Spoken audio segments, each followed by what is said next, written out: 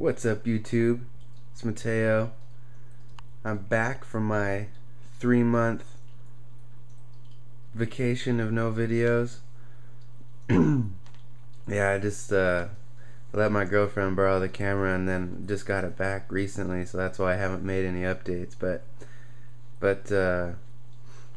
some changes have definitely happened, so I wanted to document it and let all you guys see and fill you in on what's up and what's going on. So yeah, the last time I did a video was back in November, and the tank pretty much looked the same. Plant wise, I haven't really gotten any new plants, but I have rearranged them some, and just some are doing better than others. But yeah, so I'll take you in and show you what's going on. I would like to say that this tank is almost a year old, I guess, and so far this is probably the happiest I've been with it as far as aesthetics, just the way it looks. And there are a few small tweaks I want to make, but overall I'm most pleased with it as it is now. So with that being said, a couple things that have changed since last time was this stargrass. This stargrass has really grown quite a bit. It was just taking forever to like finally catch on and get rooted and all that, and I was really frustrated with it. I tried to move it to a different couple spots in the tank, and it's like really sensitive. Like if you move it to a spot in the tank, it like kind of like all dies off, or at least for me, in my experience, it kind of like all dies off, and it's almost like a 50-50 if it grows back or not. But anyway, I just left it here at the base of this log, at the base of this driftwood here, and I like the way that it's grown up. So it's pretty established in here now. This, if you can believe it, this is only about 4 stems of it. It's gotten really thick, and just recently it had gotten up to about where my power head is, and I had to cut it because it was taking over the light for the Amazon swords that are in the back there. So what I did with the pieces that I cut was I just replanted them here, kind of in the middle of my tank, in the foreground, in the bottom. So I don't know, I just think it does nice. It complements each other with the 2 sections right there. I think it looks good. Another thing that's changed is my Anubias. I used to have one Gigantosaurus Anubias plant, and then I cut it into 2 different pieces. I kept one here in the indoor tank, and I had one in the outdoor tank for 3 or 4 months. The one in the outdoor tank, I don't know if it was because we were going from summer into fall or winter or what it was, but there's just too many temperature adjustments outside every day, like hot, cold, and I don't think the Anubias ever like really regulated to the outdoor temperature, and it just kind of melted and didn't really do too well. Whereas this one here hasn't grown a lot, but it is maintained really well, and it really looks nice. I just the other day I rubber banded it to the piece of driftwood that's back there.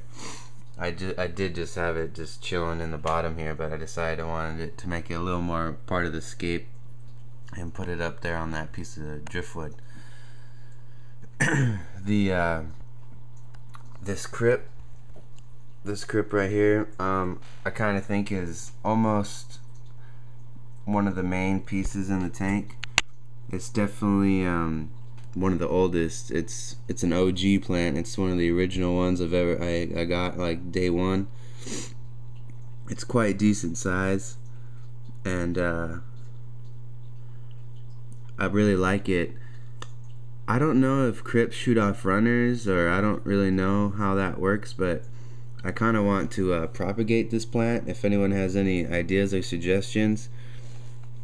I did get one other little piece of it to come off. I'm not really sure how I did it or whatever, but I planted it here, and it's been here for a while, and it hasn't really grown much. But I really am happy with the size of that crip. And you have to forgive me for sniffling. I feel pretty under the weather right now, so just bear with me with all that nasty mucus.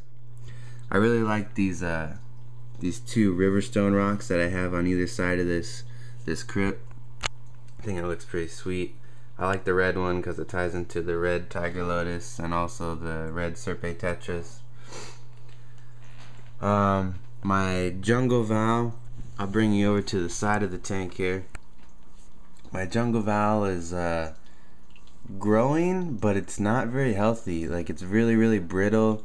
The roots, you can see here, the roots grow above the ground, and every time I try to push them in the ground, all the roots just break off. So it's not very hardy, but it grows a lot. Like, I always have to trim it, but it's not very hardy. So if anyone has any tips on how to make it maybe a little more hardy, that'd be cool, because that's something I want to do.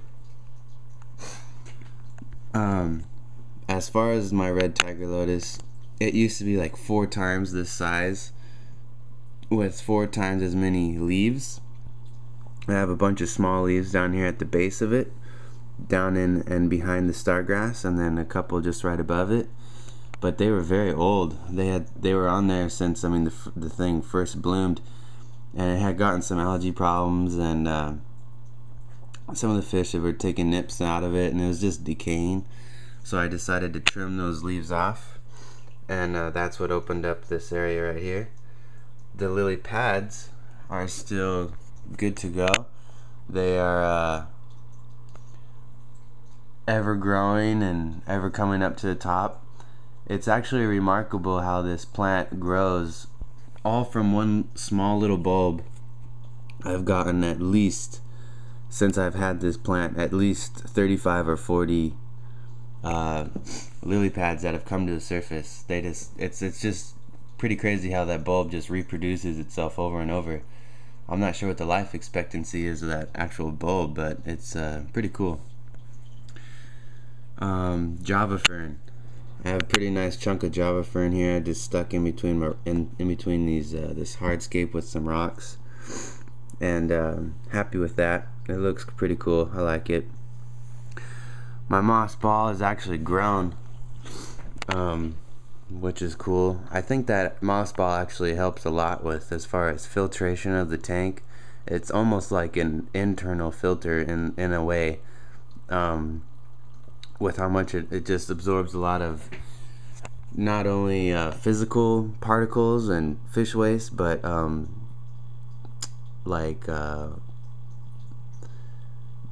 bad nutrients, like excess nutrients. It absorbs a lot of that. So I really recommend those mothballs. Not only do they work, or not only do they look cool, but they're actually pretty functional. My other tiger lotus that I have over here is kind of like a dwarf version of the one I have in the middle, thank God, because if this one were to get as big as the one in the middle of my tank, I would have kind of a problem. But this one, it's much brighter of a color. It's much redder. I think that's come with age, because it never used to be this color. But I really like the color on it, and I like how the leaves just stay dwarf like that. So yeah, there's that. Then this is a banana plant. I had 2 pods, 2 lilies on the banana plant that both died, and then I had a couple leaves on the banana plant, and the leaves died as well.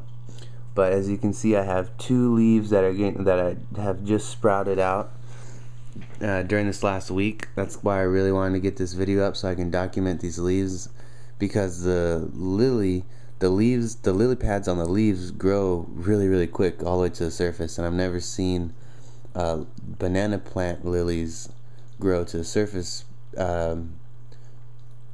from scratch like this. I already had the lily pads when I bought it, so looking forward to seeing how fast that grows. Last plant, Rotala. Really cool. All of this Rotala you see in my tank, which is quite a bit of it, this was all given to me. I didn't buy any of this. This is all just stuff I've trimmed. Once I got the chunk of it, I've trimmed it and then just replanted it, and I have a mass of it. And a couple of weeks ago it was up to the top of my tank, and then I hack it right there in the middle. And what I did was I gave all my trimmings to a buddy of mine, and I hooked him up with a 10-gallon tank and everything he needed to start that up, and it looks really good. And he's got a nice little background on it, so maybe I can go over there and take a video of that one day and show you guys. But so he's getting into the hobby now. So that takes care of it for the plants. Last two things I want to talk about is the importance of a power head. I never used to use a power head until maybe about halfway through my aquatics journey. So maybe about 7 months ago I started using one, and I think they add a lot of beneficial points to the tank. One, they add circulation and movement. Circulation for the fish so they're not in stagnant water.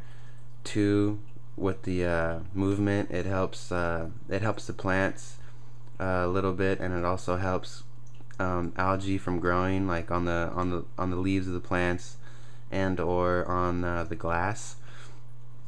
So I've really noticed to cut back on the algae that would grow on the glass right here, because I have my power head kind of pointed coming at you, so algae doesn't have time to grow on the glass. And also I think it's actually like a natural for, like, I have Amazon fish. Both of these fish are from the Amazon. Both the tetras are both tetras, the Serpes and the neons. And in the Amazon they are used to a little bit more fast moving waters. So I really think the neons really enjoy it. It's not uncommon for me to see the neons like group up right here, all swimming this way, and they catch the current and they ride the current. So I think that's cool. I have 18 neons in here now.